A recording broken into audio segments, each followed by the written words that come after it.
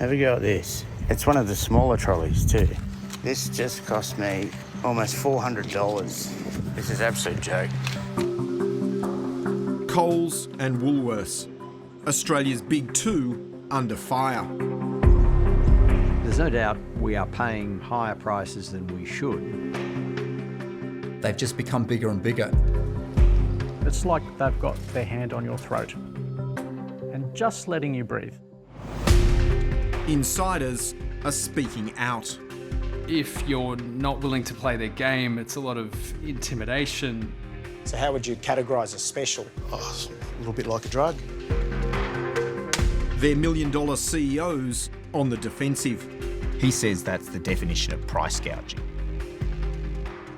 I think I'm done, guys. No. You're walking out, really?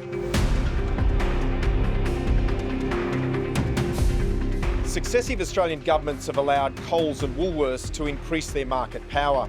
Now we expose the tactics they use to keep prices high and competitors out. First, it was the farmers who felt the pinch. What do we want? Then supermarket workers. Now! And finally, it's you, the consumer, being squeezed by this powerful duopoly.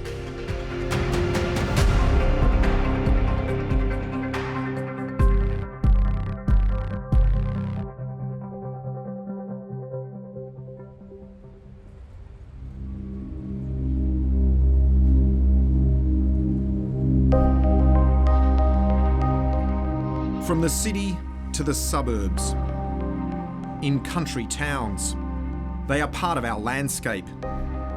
Coles and Woolworths. We're told they are the fresh food people, the home of everyday low prices. Teenagers. They are family dinners and back-to-school snacks. Eating machines. Our most trusted brands, who have always sold themselves as being firmly on the consumer's side. Value, the Australian way. But over the last year, this narrative has fractured, and consumers are angry. 2 packets of chips for $11. I thought maybe it's wrong. I just spent $46 on making a lasagna, like lasagna ingredients, and I already had fucking half the ingredients. Half price was $19. No, it wasn't. $16.10. You absolute assholes.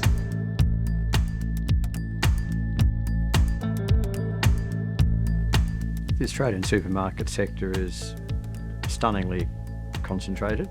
When you get this much concentration, you're going to get higher prices. It's just a straight causal relationship, proved everywhere. So I think that's quite clear. As head of the ACCC, Rod Sims spent 11 years battling the big two. Competition policy is a bit like trying to walk up the down escalator. If you're not really moving forward and pressing ahead, you're going to go backwards. And we stopped moving ahead 20 odd years ago. It wasn't always this way. Coles and Woolworths started out as variety stores. In the late 1950s, when they moved into groceries and fresh produce, there were 21 other retailers vying for customer dollars. But within just a few years, with their new self-serve supermarket model, they had cornered around 20% of the market. And this concentration already had suppliers, especially farmers, worried. Some of them, of course, are very frightened that this is being done at the cost of their independence, that you, in fact, will tell them what to grow and when and how. No, that is certainly not the case. The grower is completely independent. He is able to deal with us if he chooses and if it suits him. But on the other hand, if you're the only people to deal with, he hasn't got much choice, has he? No, that would be true, but it is most unlikely that we will ever be the only people to deal with.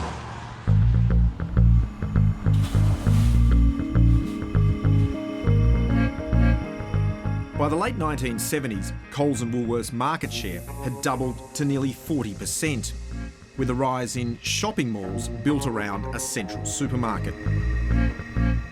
Most of this market share was acquired even before Australia had competition laws. They went on to buy out competitors like Bilo, Safeway, Action and dozens of Franklin stores. As the new millennium approached, they'd cemented their position as the purveyors of convenience. A duopoly was born. We have allowed these corporations, turned a blind eye over a very long period of time, almost like boiling the frog over a very long time, that they've just become bigger and bigger. Coles and Woolworths now control 65% of the grocery market. Aldi has just 10%, with independents like IGA making up the rest. That means on average, for every $10 Australians pay for groceries, $6.50 of that is spent at Coles and Woolworths, and just $1 at Aldi. By contrast, in the UK, there are 5 major players vying for a cut of that $10. And in the US, there are multiple supermarket chains in the mix. Together, Coles and Woolworths have almost 2,000 stores across Australia, generating $84 billion in revenue. This market power has led to accusations of profiteering, exploiting suppliers and taking advantage of consumers at a time when the cost of living is spiralling. As prices rise, the big 2 supermarkets have revealed record profits. Coles and Woolworths both reported profits of more than $1 billion this year and increased their gross profit margins. After years of inaction, politicians from all sides are now talking about taking on the duopoly. When you have this much market power, you need a big stick over the top of them, and it's time now. How you going, mate? Welcome back. There are 6 inquiries and reviews targeting the duopoly. Today I announce that the Treasurer will be directing the ACCC to conduct a 12-month price inquiry into the supermarket industry. It is time that... Green Senator Nick McKim is leading a Senate inquiry into supermarket pricing. And it's time that we hauled the CEOs in and ensured that those CEOs are called to account for their pricing practices. Just watch your head there, Liam. The CEOs are quick to argue. They're not profiteering at the expense of customers. Do you think your profits are excessive? No, I think they are fair in the context of the investment that goes into the business every year and the performance of our team.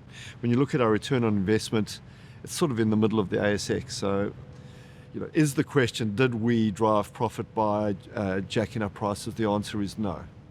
It's really important that businesses like Coles are profitable enterprises. We employ over 120,000 team members.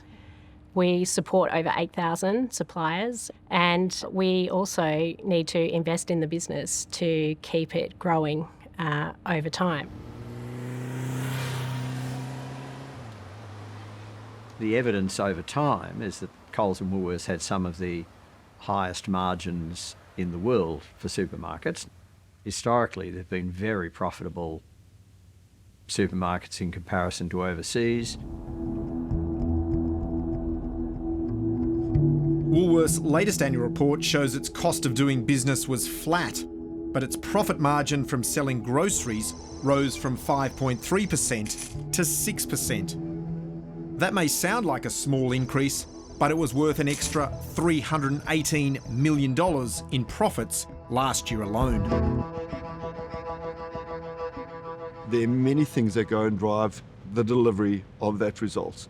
It's a lot of hard work in productivity and investment. It's hard to see how you haven't used the cover of inflation to drive price increases above that. And that's what most people would see as price gouging. We certainly haven't done it. I personally I've reviewed the supplier cost increases, which you would have to agree in many cases would have been legitimate. If you look at the price of fertiliser, what happened with international freight, their own wage issues, their own disruption issues, and our prices on the shelf. That's the question you're really asking. To be precise between the price on the shelf and the cost increase from the supplier, those have been in lockstep. Coles saw a small increase in its cost of doing business last year, pushing its profit margin down slightly to 4.8%. But that margin is still higher than its peers in the UK. So there are quite often comparisons that are made between the UK and Australia. But Australia has about a third of the population of the UK, but we operate stores on a geographic footprint which is 30 times the size. And so those considerations need to be taken into account when those margins are compared.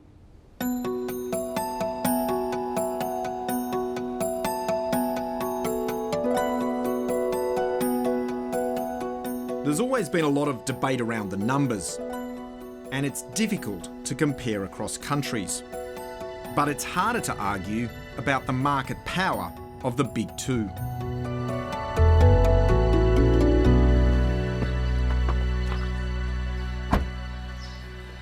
I'm in the New South Wales town of Orange to meet cherry farmer Michael Cooniel. Hey, Michael. Angus, hi. Hey, nice to meet you. Good to meet you. Yeah, thanks for having us.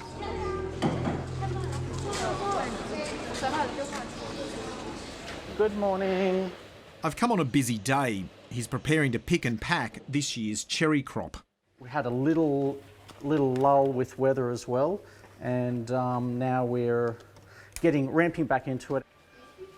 Could I get you to roll the stickers? And I'll just print one more batch off if you don't mind.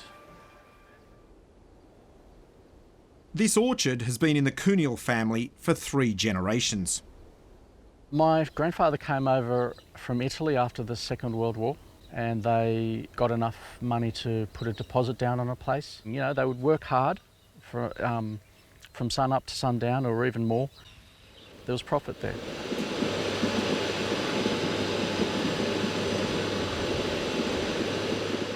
Michael Cooniel is one of the few growers willing to speak with us. He's getting out of the industry. This year's crop will be the family's last. Why is the profit not there? We're reliant now on 2 major supermarkets, really, to buy all of our fruit. We're at the mercy of them. We're price takers, so the profit just isn't there anymore. It gets to you a little bit because these are beautiful young trees and they're just coming to perfect production. You know, this is 5-6 years after planting, so yeah, it's going to be a huge shame to see such fantastic trees and, you know, all that effort just getting pushed into a pile. It's like they've got their hand on your throat and just letting you breathe.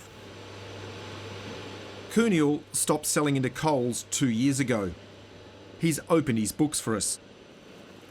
Well, there's a huge power imbalance. You know, you've got hundreds and hundreds of growers trying to sell to 2 main supermarkets.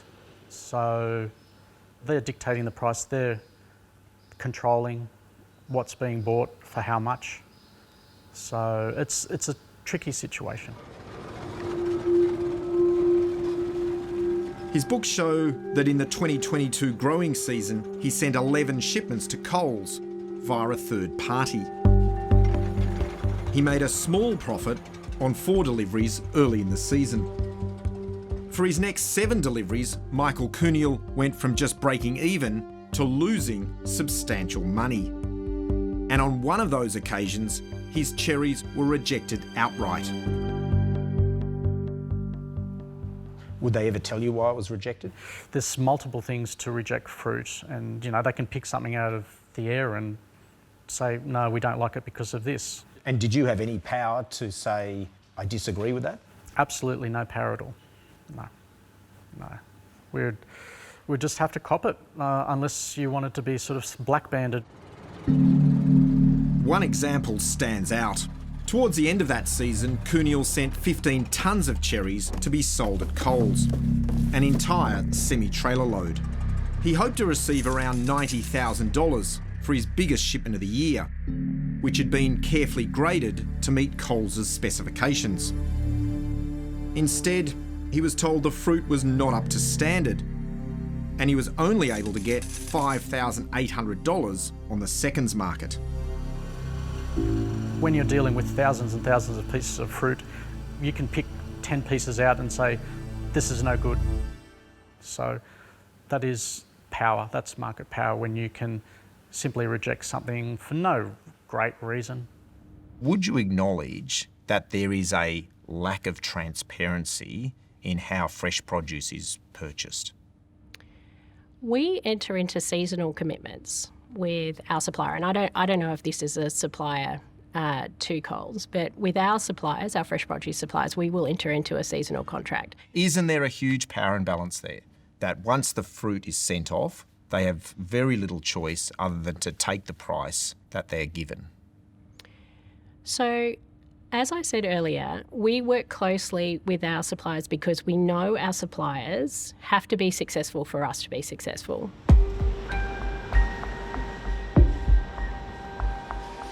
Fruit and vegetables are crucial for the big two.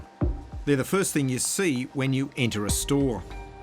The retailers need to be able to offer apples and pears and all the horticultural products at a very, very good price to get customers through the door.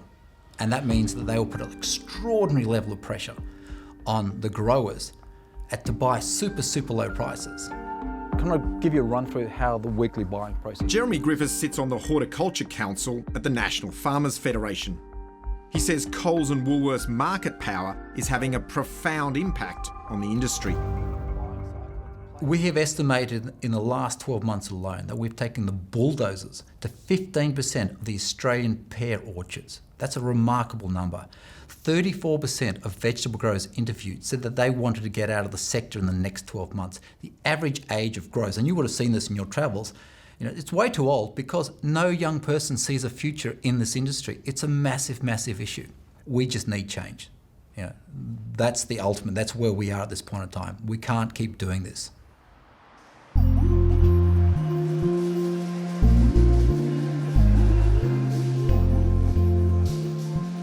While fresh food is the bait to get people through the door, your typical Coles or Woolworths store has more than 20,000 items. And if you really want to understand how the big retailers operate, you need to speak with someone like Julian Hilliard. He spent 38 years in retail, including working as a buyer and what's known as a category manager for both Coles and Woolworths. He's bought everything from cereal to nappies to laundry detergent. It's your job to pick that right assortment, that right mix of products that's going to maintain the customer satisfaction, suit all their needs, and obviously assist you in achieving your targets. Is there pressure to hit those targets? There's always pressure to hit targets. There's sales targets, there's margin targets, there's market share targets, then there's profit dollar targets. So definitely lots of ways that your performance would be assessed. This might give you the impression that Coles and Woolworths are in a fierce price war, but that's not how the duopoly works. There's a term called ColesWorth. Mm-hmm. What does that mean to you? I think it's a generic term people use to describe the fact that there's not a lot of difference between Coles and Woolworths. How closely do Coles and Woolworths track each other on price? They're more or less identical in many respects. Both organisations would have teams of people that would be checking prices to ensure that you were not exceeding what was, I guess, deemed to be the acceptable price in the marketplace. So you're saying when you worked for Woolworths and Coles put a price up, you'd follow pretty quickly afterwards? That would normally be the case.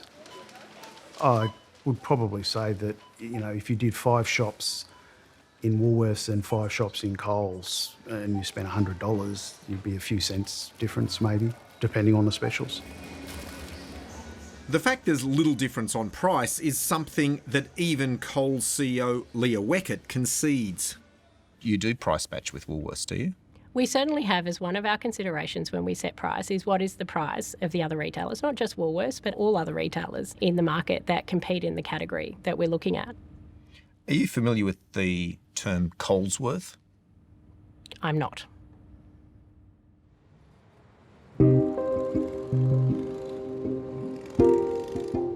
Without the distraction of a price war, the big two can instead focus on pumping up their profit margins to satisfy the share market. And it's suppliers who bear the brunt of this. They say Coles and Woolworths play the game ruthlessly.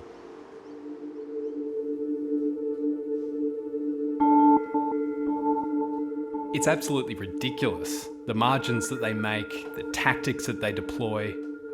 One industry insider has had enough and is now speaking out. You're essentially at their mercy in terms of how they want to deal with you, what kind of money they want, and they can make brands overnight and they can destroy brands overnight. That's the reality because of their market power and concentration. He's asked not to be identified because he works for a company currently supplying into Coles and Woolworths. If you're not willing to play their game, it's a lot of intimidation, jacking up prices, or deleting it from the shelf and forcing customers to essentially go buy your competitor's product. He says Coles and Woolworths are always looking to increase their profit margins. He cites a recent email exchange with a Coles buyer where he asked for a price increase. Initially, he rejected or said, I can't accept this cost increase based on the current climate and the impact on consumers. The Coles buyer argued the increase of around 5% wasn't justified. That's where the negotiations started, and we ended up giving a lump sum of money to get the price increase through, which was accepted in full. So you're saying that they will validate your price increase if you give them either more margin or a lump sum of money? Correct. That lump sum was $25,000 towards promotions. The Coles buyer's initial concern for the consumer had been quickly forgotten. There are other costs for suppliers wanting to do business with the big two, including in-house advertising. A full-page ad in Woolworths Fresh magazine will cost $30,000. A 4-week spot on Coles Radio, $28,000. And these all contribute to higher prices for customers at the checkout. They're the ones that are getting screwed. It just means higher prices at the shelf because the supermarkets are extremely greedy. Why do you want to speak out? I honestly think it's the right thing to do. I think the current situation's gotten extremely out of hand. You go to the supermarket, you buy a few items, you're already talking $75 to $100. A lot of Aussies are struggling out there. So you have an email from one supplier. We have over 8,000 suppliers that we work with. We have a team of people whose job it is to look to validate cost price increases, and we take that job very seriously. He says that's the definition of price gouging.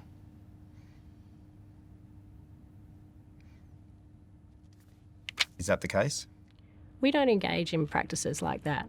So you're saying absolutely that this is not a practice that you engage in to use a price increase to increase your margin or your bottom line in another way?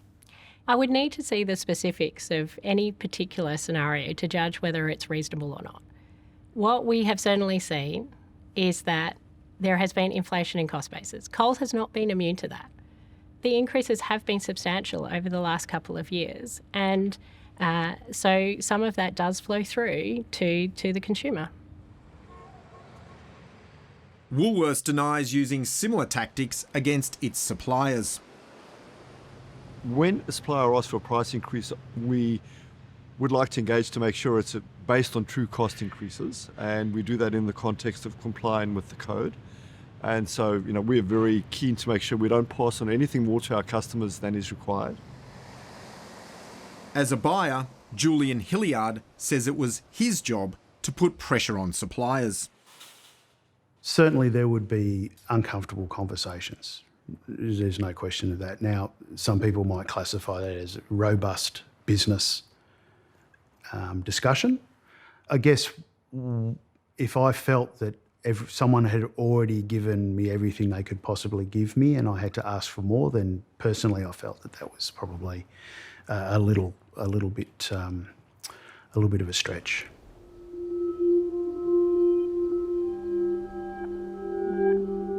The establishment in 2015 of a Food and Grocery Code of Conduct was supposed to take some of this friction out of the supermarket-supplier relationship.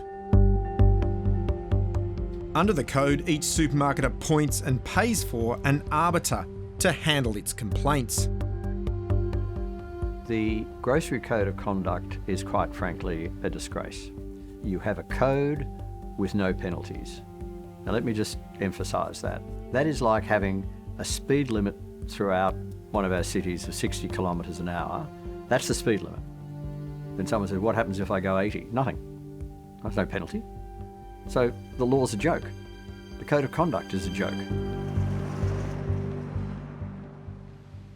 Why do you think it is that Woolworths has never had a single complaint under the Grocery Code of Conduct?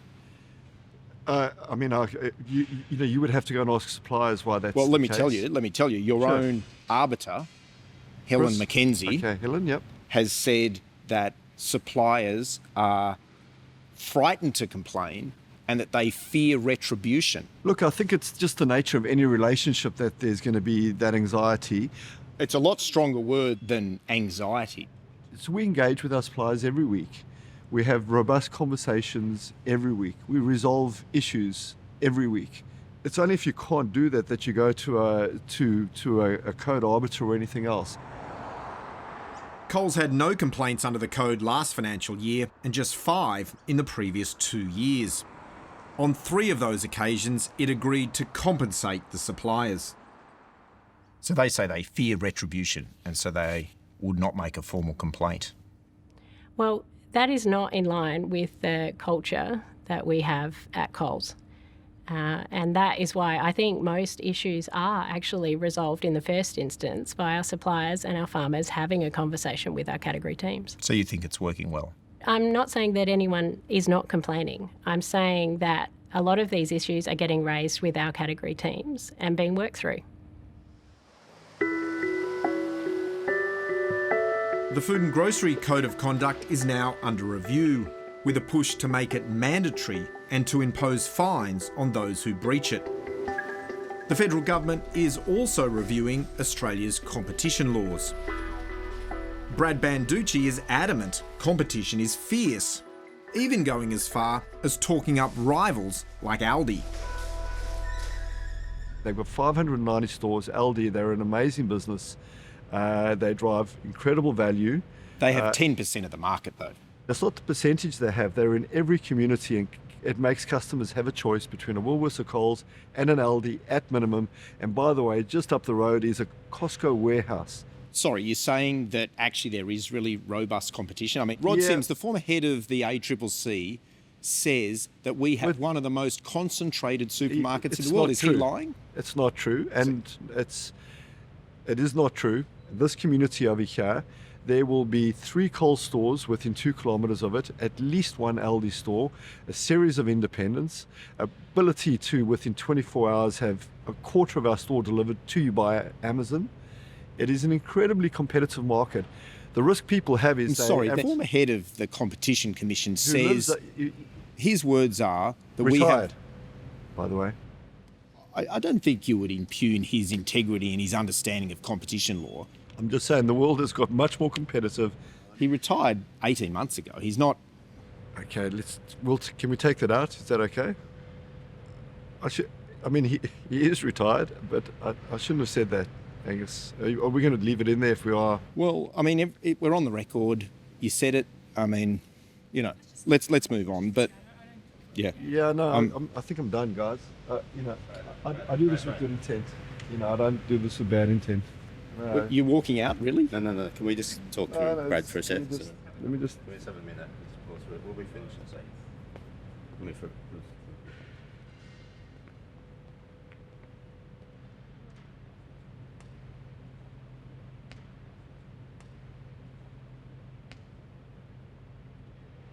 Let's keep going.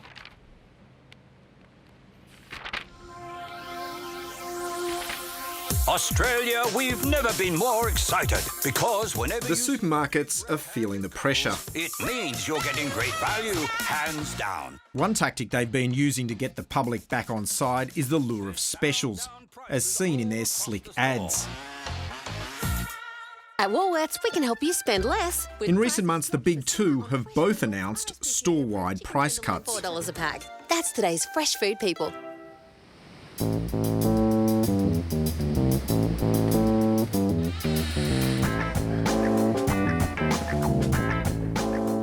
I'm on my way to see Rosie Thomas, the campaign's director at Choice. I've brought some groceries with me. So, what can you tell us about these ones? I recognise these products. So these barbecue briquettes, this is the product where we caught Coles out raising locked prices. It was not just one item where Coles had misled consumers. Band-Aids? Yes, again, there was a locked price promise, but then they put up prices before they should have. After Choice complained to the ACCC about the briquettes, Coles conceded there were 20 items where prices had not been locked for as long as the retailer had promised. I'm surprised by this one, cornflakes. Yeah, cornflakes are a staple in so many households and people were paying more than they should have. So Coles was caught red-handed. They've started refunding the amounts to any consumers who have Flybuys accounts or shopped online. But there will still be a large number of consumers who bought these products in store. And unless they show up with receipts, they're not going to get refunds. And so we really want to know what Coles is doing with that extra money that it's held on to unfairly. So despite having misled the consumers on 20 occasions, there has been no tangible punishment for Coles? Not yet, other than refunding the money, which they really shouldn't have kept to begin with. Do you know how much you've refunded? We have refunded substantially more than what the benefit was to Coles from the increase in price. And I think what's important to me is that we have worked hard to understand what went wrong with the processes so that they don't happen going forward. Can you give us the figures of how much customers spent and what you refunded? I don't think that's appropriate that we get into that level of detail. Cheap, cheap. Really, really cheap. Really, really cheap. Really, really cheap. Here's the thing you need to know about specials. They're not really that special. Grocery suppliers and brands are often expected to fund these promotions, not the supermarkets. That means suppliers need to set their recommended retail price at a higher level, knowing they will have to offer deep discounts for much of the year. I'm guessing that the normal price of this is probably over $30. In fact, yes, it is, $31. It's on special for $14.50. Who would ever pay over $30 for that item? So why do they even have the recommended retail price? I guess they have to set a price and then they'll promote off it. You might ask yourself, or I would ask myself, would it be better to have that sweet spot price around about $22 and just sell it for $22 every day? The trouble with that is it would then just blend into everything else because it wouldn't have the nice, big, flashy ticket on it. You are attracted to those tickets. It helps to drive people into the supermarkets. It helps everyone feel that they're getting a better deal. So how would you categorise a special? Oh, a little bit like a drug.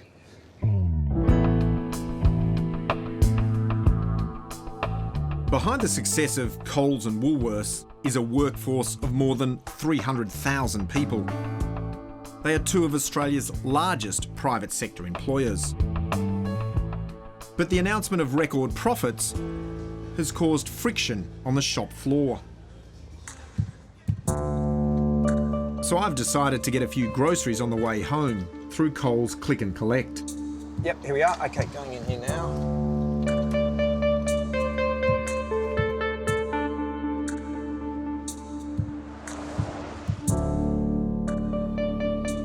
Well, that was super easy. Drive in, 2 minutes later, groceries in the back of the car. But now I'm going to meet someone who quite possibly helped pick and pack my order. Hey, how are you? Good, how are you? How's your shift? Oh, long. Yeah? Yeah, long. It's a stifling day, typical for this time of year. Anna tells me it's just as hot inside her store as it is out here. So how hot did it get in there? It got up to 34, 35 degrees. It was 34 degrees in there. Yeah, 34. Wow, that must be uncomfortable. Yeah, it was. It was very uncomfortable. It makes your job harder to do. Where Anna works isn't any ordinary Coles supermarket. It's what's known as a dark store. While it looks like a supermarket with aisles, a deli and bakery, there are no customers. Inside, dozens of staff fill orders for delivery or click and collect. These photos show just how hot it can get. Coles wouldn't expect its customers to endure temperatures of 34 degrees while they shop, but for staff, this is just part of the job. I catch up with Anna again at home. Every summer, there's people who feel dizzy.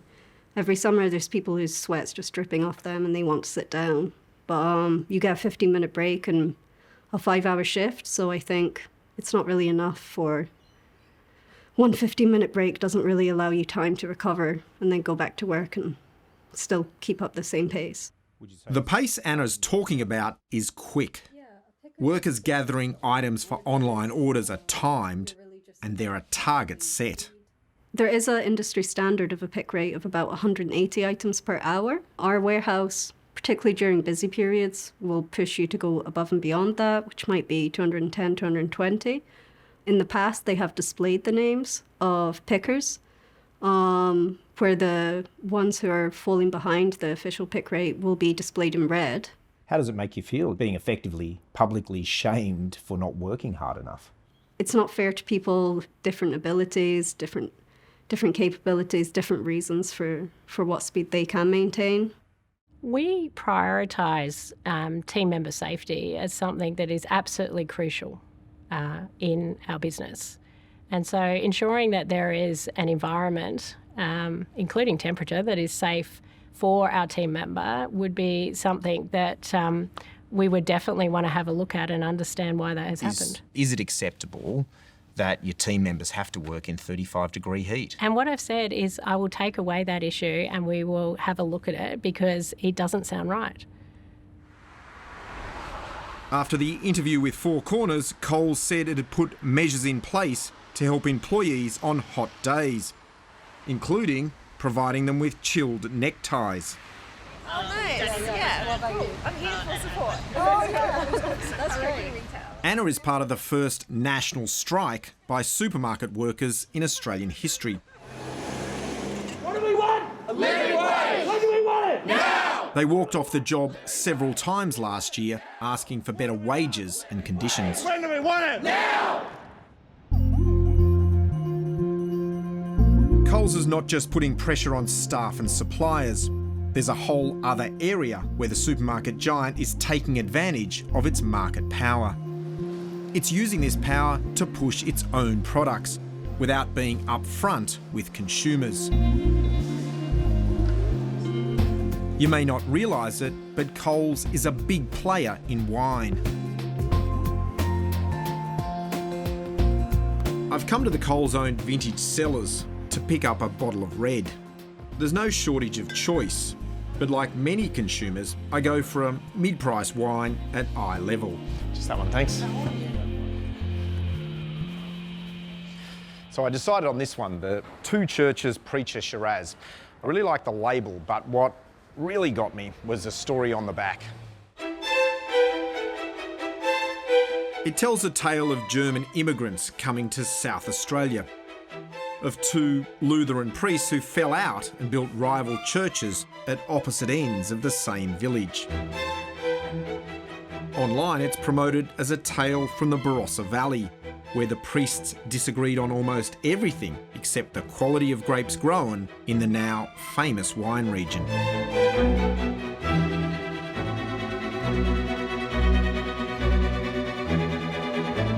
So I'm here in the Barossa to find out where these grapes are grown. There it is.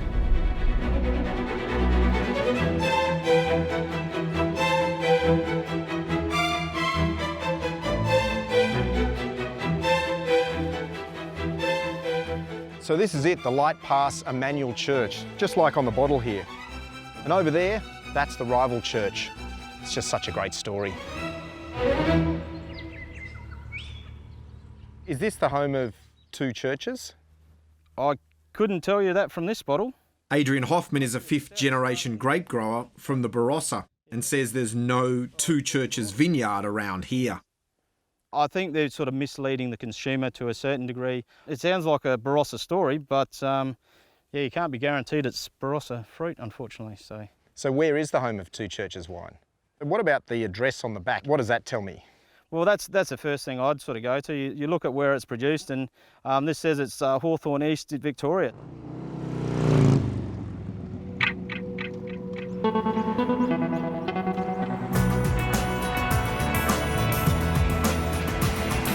So here I am in suburban Melbourne. Turns out this is the closest there is to a home for the Two Churches Shiraz. Not that it says Coles anywhere on the bottle. Coles says it has around 260 private label wines available through its liquor stores. I mean, the test under law is, would a reasonable consumer be misled? Now, if on the label of the bottle you're telling a story that's unrelated to the product, then I think that runs a serious risk of being misleading. Why not put your name on it? Why not say it's Coles Shardy or Supermarket Shiraz? Why are you hiding the fact that you own this brand? So in terms of communicating with customers, there are practices across many retailers and many industries where Take that brands... point, shouldn't you be honest with the consumer and say, this is a Coles wine? But why do it? We're very comfortable that the branding approach that we have in our liquor brands is one that resonates with customers. After our interview, Coles removed any reference to the Barossa from its online promotion of Two Churches.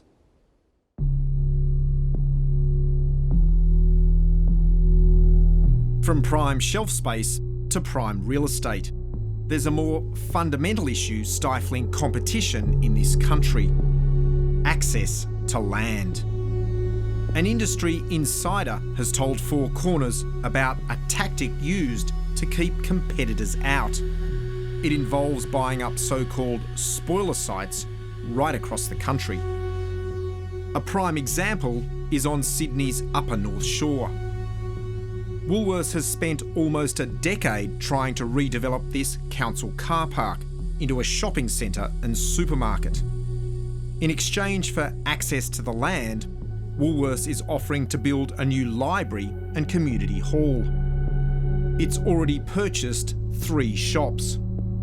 If Woolworths gets the green light, they'll be part of the new shopping complex. But they also have the added benefit of keeping rivals out. Oh, look, it's a huge problem, but you can understand why it's happened.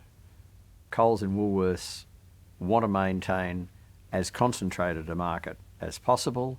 There's no doubt it's aimed at reducing competition, so therefore you can say it's anti-competitive in that sense. Proving that is tricky. Does Woolworths use land acquisition or land banking as a way to reduce competition? So that's not something that we actively do. We do, in some cases, buy land. This is one of the pieces of land we've bought and developed. But it's not a way of trying to drive competition. It'll be through, we need a store in a new area, and so you'll buy some land and wait for the community to start moving into the area. German supermarket giant Kaufland would likely disagree. It halted plans to open supermarkets here in 2020. A lack of suitable locations was cited as one of the reasons.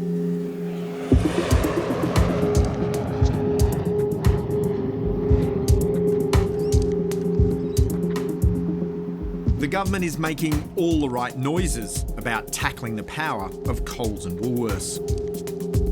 Our government is prepared to take action to make sure that Australians are not paying $1 more than they should for the things that they need. All of these processes are about one thing, and that's about seeing if we can exert more competition.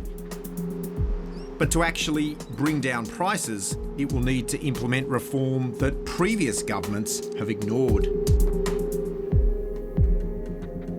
Former competition boss Rod Sims says the ACCC needs greater powers to block mergers, making it harder for the big two to gobble up rivals, buy land and move into other industries. I think there's no doubt if you want lower supermarket prices, if you want consumers to pay less for goods in supermarkets, change the merger laws. The Greens, who are chairing the upcoming Senate inquiry, are exploring more radical change, including breaking up Coles and Woolworths. The acid test on the Prime Minister is not going to be what reviews or what processes he's prepared to put in place. It'll be what action he is prepared to take.